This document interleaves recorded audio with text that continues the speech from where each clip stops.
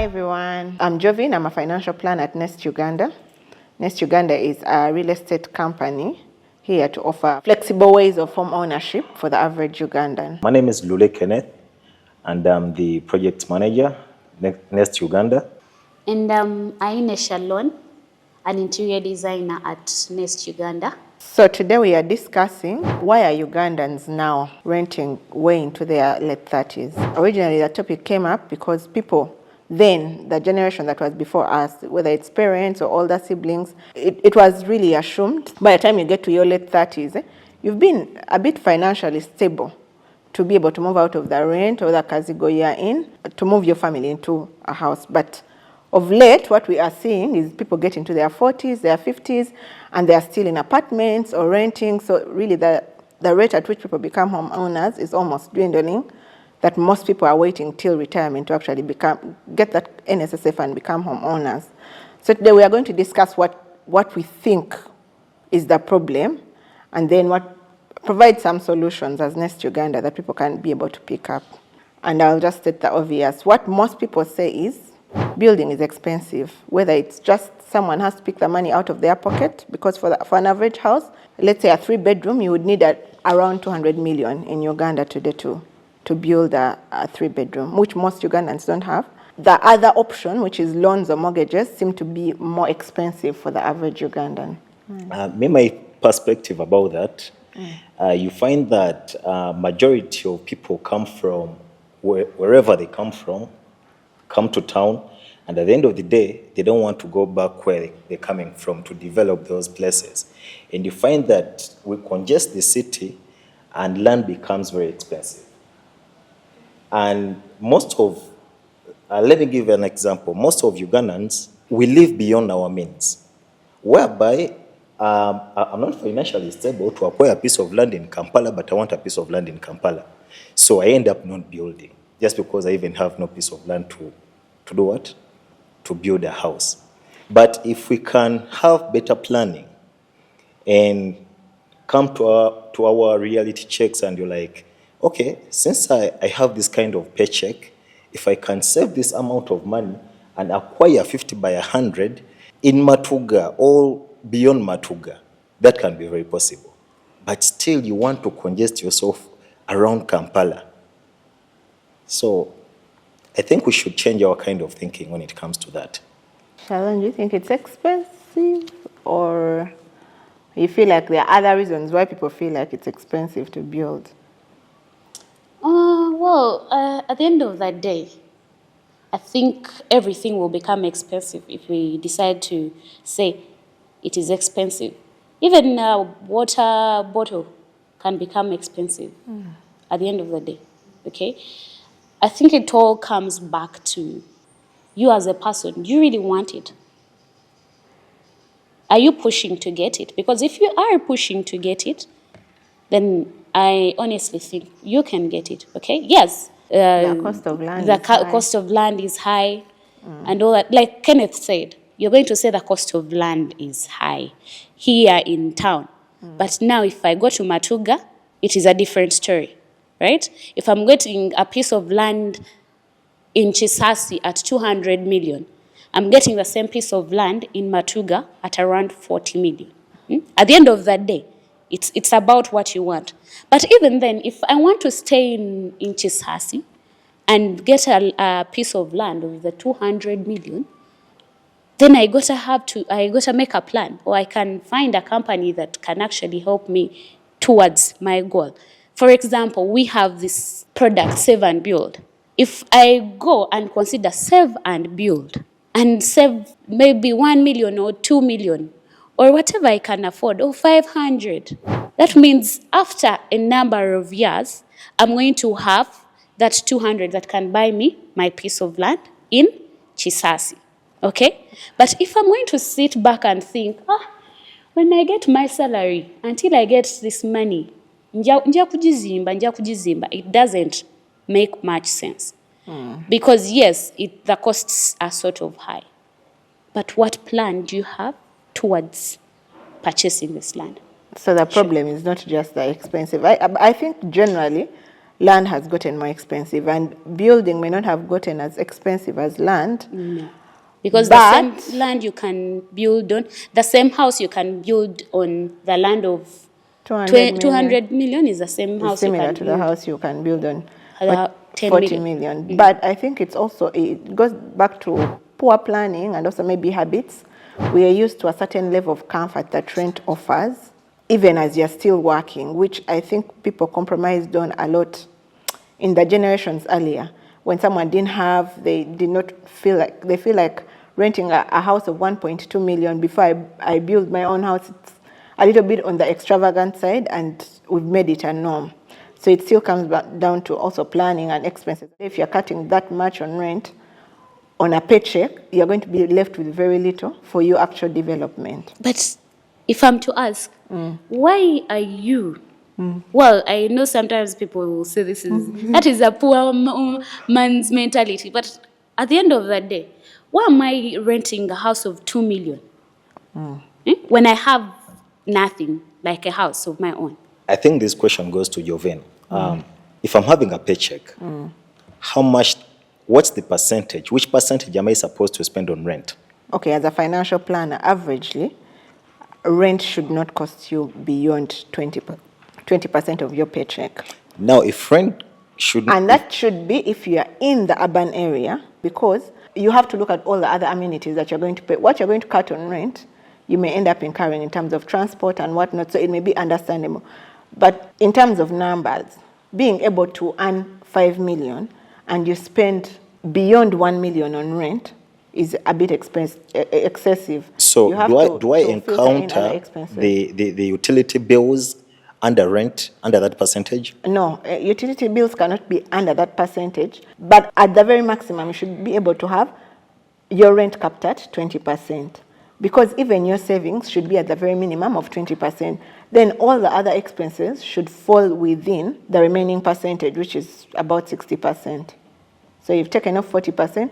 Your utilities, whether it is school fees for children and any other thing that you need to pay, should not exceed 60% for everything else. So at least 20% should. So if you're earning 5 million, you should be able to put aside at least 1 million as savings for whatever development. So even your rent should not be able to exceed 20%. But the lower you can have it as a percentage, the better it is for you, because it means really you're left with a bigger gap for any other expenses and any other developmental costs you need, which you will take out of your savings. You know, we have the formal sector and the informal sector. And the formal sector, whereby there are people working in institutions like banks, big institutions.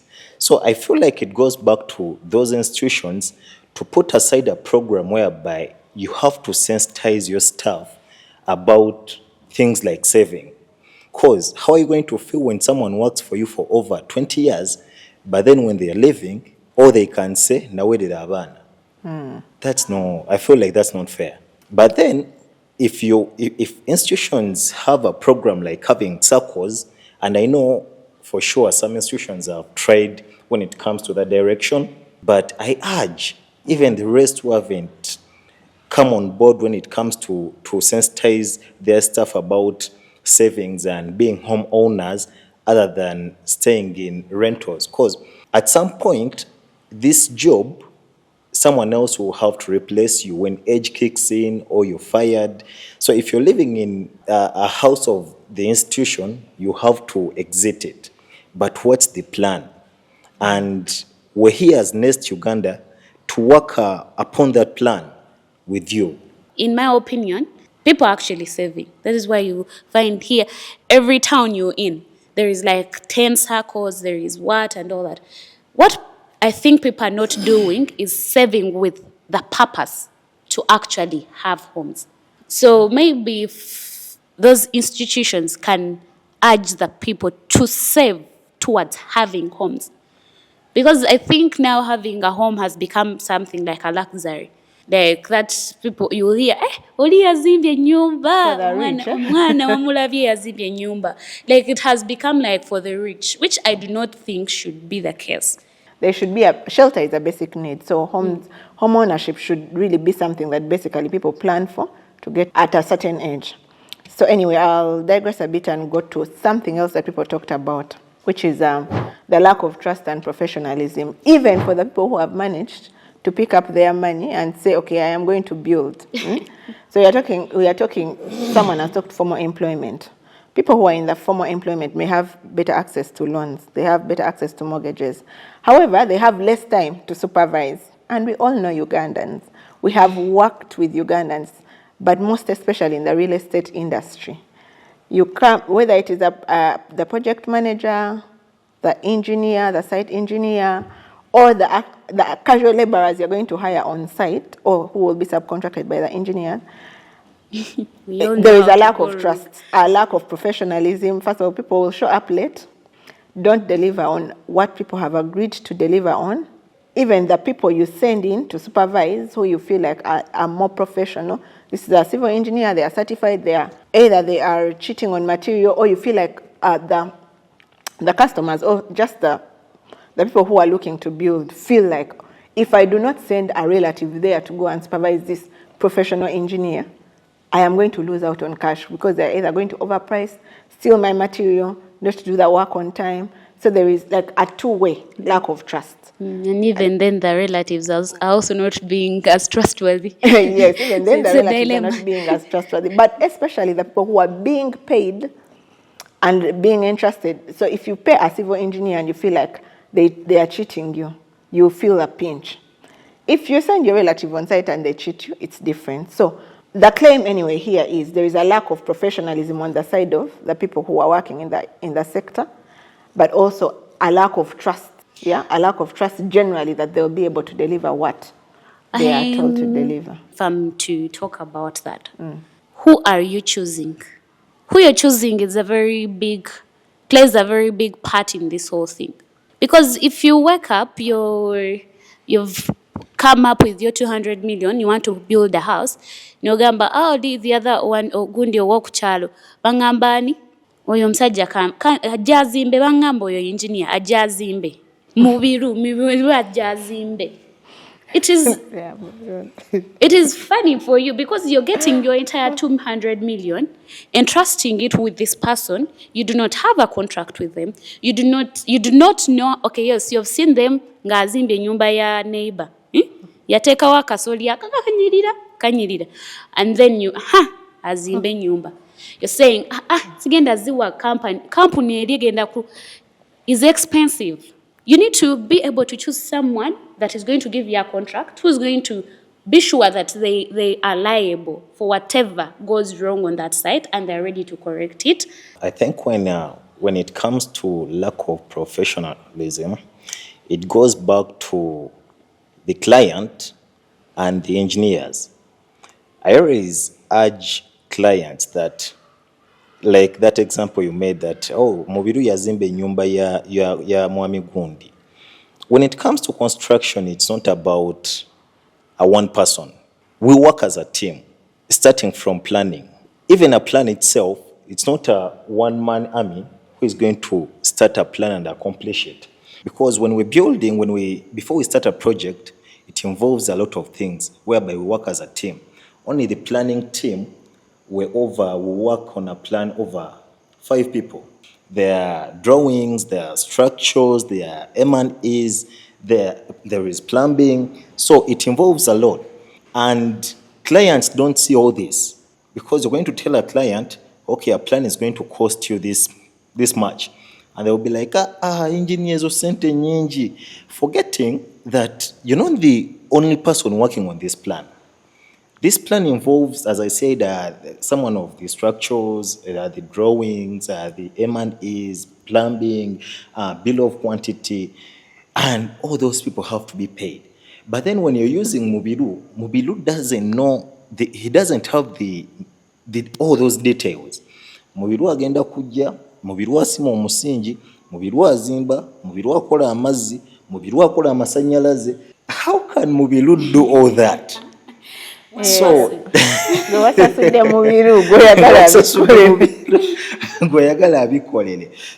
end of the day, we have to know who does what and how good are they. We as Nest Uganda, we work with different people, different engineers, different electricians, and we're like, oh, this person is good at lighting, this person is good at plumbing. But you as a client, you're not going to put all those people together. So that's why I said it goes back to the clients and the what? And the contractors. And when it comes to our side of the contractors, there are people who don't work under an institution, no quarter center, no zimo papa. Wajukira nti yagala okukyusa emmotoka empya weyajukira. So I always urge you as a client, first get sensitized before you start on a project. If you want to build, sit down with people who have built before. But we have this tendency whereby oyagala abantu bakuba surprise. Abantu bakuba surprise byogenda mu bo babivaamu. Seek knowledge from them. Do some due diligence. Exactly. Sit someone down, take them for a cup of coffee, take them for a lunch. Mubuze muganda wange wakikola otya? How did you achieve this? Ajja kugamba bano bammenya, but I can recommend you to so and so. So do your own due diligence before you start construction. I always tell people that someone will come to me as Kenneth, and he'll be like, no, Kenneth, you're expensive. Yes, I know I'm expensive, but I'll give you what you want. Because I know cheap things are always expensive in the long run, and expensive things are always cheap. What does it cost you paying Kenneth nakolera ekintu ekya generations other than paying amubiru enkya enyumba etonya ebisenge bitandise okuzimba kwegamba ekintu kyewandikoze no kivaamu omulundi gumu ate okizeemu. So when it comes to that, it's two-way traffic. It falls on the other side and this side. And the people in the industry. That brings us to the point of Ugandans just have terrible attitude towards paying for professionalism. You reach out as a company, any company, doesn't have to be next Uganda, any company will reach out to someone, be it you are in the real estate industry, you are in the catering industry, and someone will just figure out who does the work for that specific project. So for example, I am looking for a catering company, then I identify so-and-so is a cook, or so-and-so can do my work. So I want to undercut them. Instead of paying 10 million for that product, I'll just say, let me pay 3 million for the other party, for just the individual. Now, when the person gets on to the project or they are starting to provide the service, they cannot afford to give you the quality of the service the company was giving you as a team. Because so all of a sudden, it's not even a lack of trust. It's just attitude towards paying for things that are in, for a certain quality. If I want a professional service, I would rather pull out the professional person and pay them individually rather than pulling out the company that actually has a variety of professionals to pull out. And when things backfire, they want to come back to the company. Yes, but in actual sense, they had spotted someone messed everything up, now they are running back to you. Yeah. That's what I say, that cheap things are always expensive in the long run. Someone trying to undercut. I think that has happened so much on sites that I've been on. The other one finds the carpenter drilling something and says, bakunamba yo. After not one in number. And you'll be there and you keep watching. But I didn't do that. I was not part of this. You forgot that before we brought these boards here, someone had to go and cut them. Someone had to go and fill them. Measure them. Someone took measurements. There was an assembling guy. When because you found they are drilling. And then after you start saying, they're not responsible. It's not the company that was not responsible. It was your choice that was irresponsible at that moment. I urge people out there who do what we do to stop mutualizing contracts. And you have this thing whereby you're like, Derek is my homie. We won't do a contract. Let's just work. It's all wrong. Because when things go wrong, there is no one to get back to. Exactly. It's going to come back and bite you up. But then if you have a contract, you know very well that we're supposed to do this and this and this, and that's how the contract stands. So if this person picks someone to go do the job and they don't do it well, that's none of my business. Okay, speaking of solutions, those are problems coming from both ways, both the clients, the industry. I think both parties have to change. So we just want to be able to offer some solutions to the everyday person who is usually the client. What we would advise them to do going forward. Like if you find yourself in a situation, you've thought about building your home, you are actively considering it. What are some of the things? Or renovating it. Or doing an updo or whatever it is, as long as you are in the path of home ownership. What are the things to keep in mind and what are the solutions around this? Because some of these are not personal, they are industry related, they are related to, professionals, they are just even related, sometimes Uganda as a whole, yeah? I feel like one of the first solutions I usually offer when people come to me for a financial consultancy on building homes is plan. Sit down and make a plan. That plan is not just, I need a 3-bedroom house, so and so, Kubira design, then I figure out how to do it next. Sit down and figure out. You're going to need an architectural plan before you are starting, but also a financial plan for how you're going to pay up. Yeah. If you're going the mortgage route, consult with someone who has done that, because you're going to get money, start building and stop halfway and get frustrated in the process. You can be able to plan this, whether you start with a savings ground and say, okay, I'm going to save 20% of what I need. Then I will top up a 40% on mortgage. Then I'll be able to enter my house and cut on rent. And the rest of the money will go towards building. That is a plan. However, if you sit down and say so and so, it really can't work like that. At the end of the day, all of us are not moving with the same income, same lines of work, same dreams, and everything else. With what you said, most people, most Ugandans, we're sorry to keep pinpointing Ugandans because we are Ugandans, and we are dealing with you Ugandans. Please bear with us. So what someone does is, gundi yazimbye nyumba ya bisenge bitano wajirabye nene. That is what I want. Tamanyi ya costinze sente maker yazijjawa. How did they navigate the project? Nothing. Tamanyi ya costinga sente maker. Badde nyinamu obukadde bwange 5 ndeetera omusenyu mubiru. Nayiwa material. You need to first know this house that I'm going to build.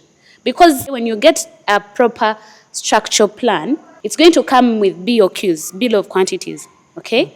And you will know that I have this phase, it's going to cost me this much. I have this phase, it's going to cost. Enyumba yonna ogimalayo neetaaga obukadde 5 oba obukadde 5. Where can I put my house? Bwemba sizina zonna. At what stage can I leave my house? Neetayonooneka. Because omuntu azimba ennyumba n'agiterekawo emyaka 2. Teyabala sente zaali mmeka.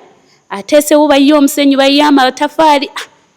Neetuuka halfway. Sente ziweddewo. Now what? It stays there. Nkuba n'egikuba 1 year, 2 years. Gye muzimbe. Mwendo tuuka ku kizimbe. Now it needs rebuilding. Neze nali nagizimba dde ekitundu. I had already put, but you wazimba ekitundu, but now the chitundu is spoiled. We need to begin uni. So please do not go in for something, a project, whose cost you do not know. Know that ennyumba bwenjijja wano sina sente zonna. Naye bwenteekako n'enkola bwenti n'ensereka. Ezisereka ngenda zifuna. Awo nsobola ogirekawo ne lasting. Most of you don't want to consult. Consultation has become a problem. Ugandans, we don't like consultation. Olina akugamba ezo sente zonna just okumbulira nti ennyumba yange nzizimba okugituusa wano. Nedda. Please consult. Pay that money and consult, because at the end of the day wekigaano ojja kujja ongambe wangamba bino bigenda kukoma wano. Why is it here? The thing is about consultation. Most Ugandans, you don't want to consult, but the thing is about consultation. Consultation saves you a lot of money, and the money you're using for consultation is cartoon money compared to the project you're going to do. And stop comparing and seeing someone else's house. No gamba anjagalange ya gundi. Yes, you're going to start building that house, but it can either go low or go high. Because when it goes back to consultation, when you take an engineer on site, they will tell you maybe your plot is on a hilly place or you're on a flat what. So even that has to, Has it an changes the impact on materials. cost. Yeah. Yeah, I think comparing also gets down to that thing we were talking about where people just want to pick a person. So if I come and see your house is 5-bedroom, I can just ask for the number of the architect who drew the plan so that I can go and undercut the architect and so on and so forth, which at the end of the day really is you are saving on a smaller thing and in future it's creating a bigger problem for the future. So consultation, generally budgeting and consultation, reaching out to the right people would save you. As Nest Uganda, this is a problem we are providing a solution for currently. We have a product called Save and Build. It is as it sounds, you save and then you build. The saving, before you start saving, is where you sit down with a financial planner now. It could be me or it could be another financial planner still working for Nest Uganda. We sit down, listen to what your needs are like. This is the kind of house I want to build. I want to build a 4-bedroom house. We actually call different people in. On the planning phase, we work very directly with the project manager and the architect. The project manager also works really closely with the architect because they'll be the ones be able to bring your dream to life. When it comes to planning, me being a project manager, I work with a number of people. I work with the architects, plumbers, electricians. I work with so many people. I always urge people out there, before you start any kind of construction, please make planning a key point. If you've gotten a company like Nest Uganda, they're going to bring the architect, the engineer responsible, and the interior designer to explain what you really want. So after explaining what you actually want, these 3 heads are supposed to come up with something workable for you. So that the engineer is not going to be outside saying, "Na you know architect yakola bichi bino." What was he thinking? Then the interior designer comes and says, What was the engineer thinking? we cannot put the kitchen here because there is a door. Because they were there, they listened, they understood what you wanted, they had to work out the plan that best suits your needs. So that is the importance of planning, of bringing everyone together. Do not overlook these things. And no, even if you're trying to do it there yourself, bring the 3 that you plan to work with together. Let them come out with something. And ask for renders. People don't want to pay for renders. You ask, someone tells you, "So kunkubire yo 3D njirabe." No mugamba, that is the best thing to do. Let's plan for it. Tukulage wekigenda ofaanana naye ano ogenda gisasulira akakadde kamu emitwalo 5 babubiri. Ezo zonna. Plan with the professionals. In short, let's plan with the professionals at the very beginning of the project. When you're done with planning, let us give you the budget and costing. You budget for your home, know how you are going to phase it out. Then we come up with what we'd call a save and build plan. The save and build plan is a way for you to cut down, to bring the large sum into smaller portions. So I'll give an example of how this would work. Now, a client has approached us, maybe it's Shalon now as a client. She has approached us, we have done the plan, we have done the costing. We've said this house is going to cost you 200 million. But for you to start, we advise that you have at least 20 to 25% of the money to be able to start construction. Do not start with less than that because you're going to get frustrated. You will not even get to the beam area, to the beam of the house. You will start and get very disorganized at the very beginning in the very terrible stages that Shalon had talked about earlier. In the very terrible stages where you do not want to let the house stay hanging at that point. So at least work out 20% of the budget before we start building. We sit down and say, this house is 200 million. Do we have 40 million to be able to start? That should approximately bring you to at least the wall plate. And then we can work around. You are doing a save and build plan, which I must add has the advantage of, if we've worked with someone and they've saved for a period of time, we are able to provide some of the services on credit and go along because we know how they have been able to pay up for what they are saving. So if you want to build a a 200 million house and you want it made, let's say you don't have the cash now, but you want it in 3 years. I want to be able to start in 3 years. You should be able to minimally save 1 million and have at least, that would bring you 36 to 40 million at the end of the 3 years. And you say, okay, now we can start on that project. Or if you feel like I could do my project and finish it in 3 years, we cut down what 200 million would mean for you and say, as soon as 4 months, you would have met your 20% budget by just saving maybe 4 million per month, we start building. Then if you want to work out a mortgage, we also help you plan what the mortgage would cost, would be a cost. So we can't give the actual number. It would vary from need to need. But a very minimum of 1 million is enough for someone to be able to start planning on their house. At least have something. And this 1 million may look so expensive right now, but people spend it. We spend it in bars, really. If you look at most people spending this kind of money, it's not even on rent. The 20% we're talking about rent. As in, we spend it on bars, we spend it on facilitating wedding meetings. Yes, we spend it on smaller things. And then, at the end of the 3 years, you still don't have the 40 million to start building. Where someone would say, no, why don't I just rush in and get a mortgage and get this all at once? But you are going to pay for a mortgage in 20 years. This is just a 3-year plan of a little bit of sacrifice for you to pay an amount that is usually less than a mortgage to start. Me as a client, because these are questions usually people will ask, why should I save for three years with you to get a house?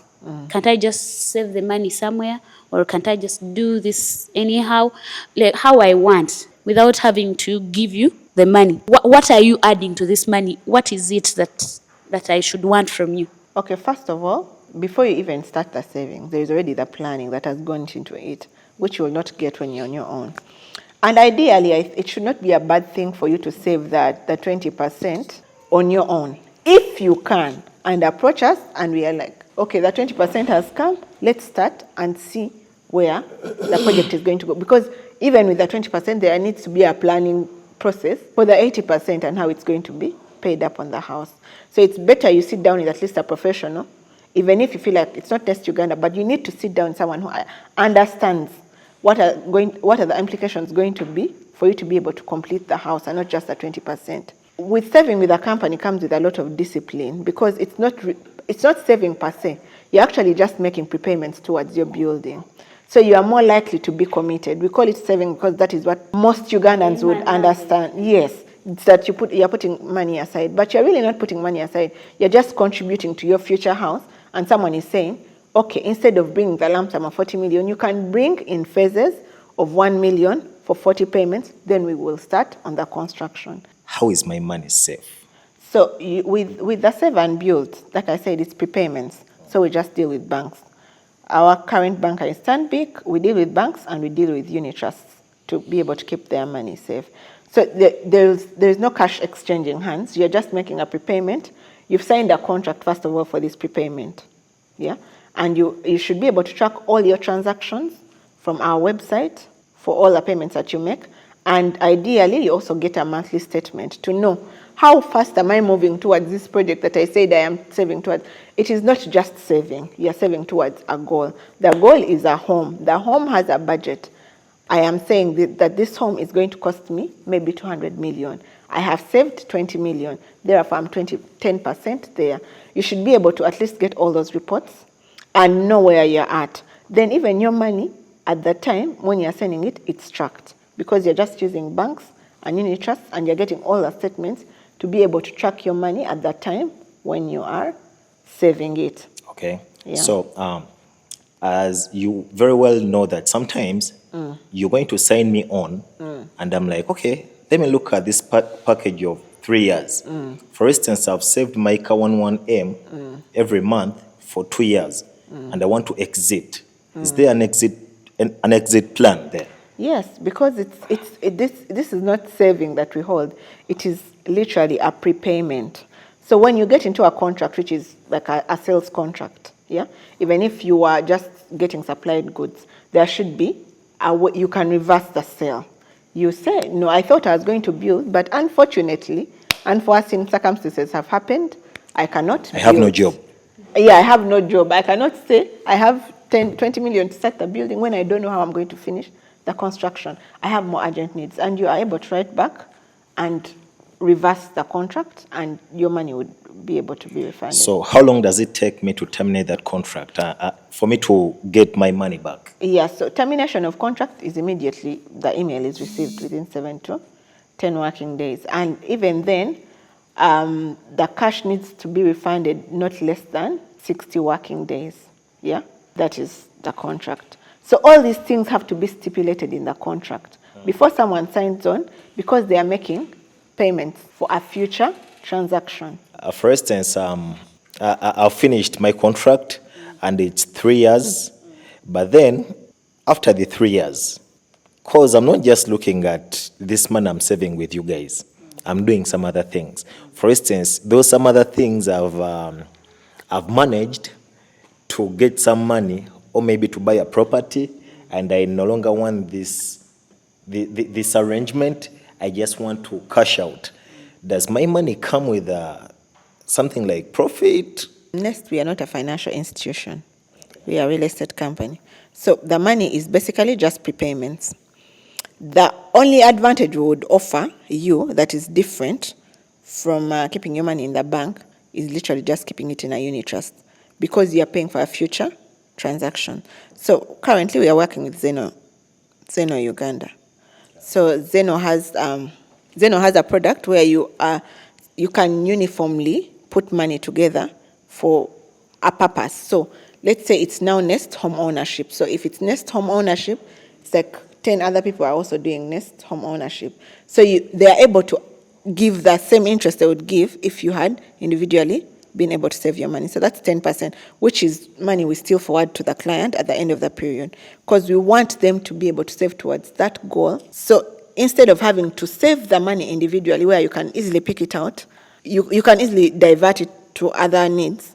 We are able to still secure the money with the unit trust. You're able to still get the 10% you would have gotten individually on that. Maybe the other benefit that you will get by your 3 years, there is a possibility that you've only saved about 50%, 25%, depending on what your capacity was. If you have a 3 years, now I have 50%, and 50% does not complete a house.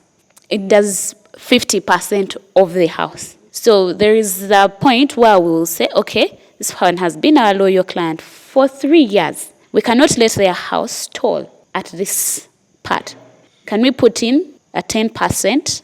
They get to this level while they prepay. Can we extend, okay, now this phase is done. Can we extend maybe another 10? Your financial discipline in this case is what saves you.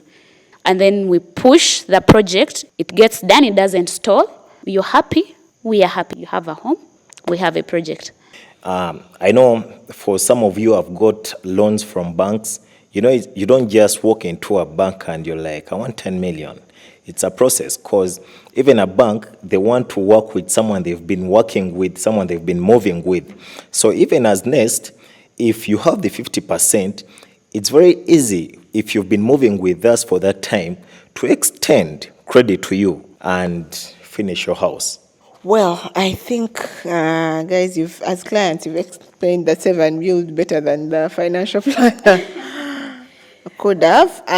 So I'll urge anyone, if you're looking towards home ownership, please feel free to reach out with all your needs, with whatever you want. Let's see how we can work out a plan to help you get towards home ownership.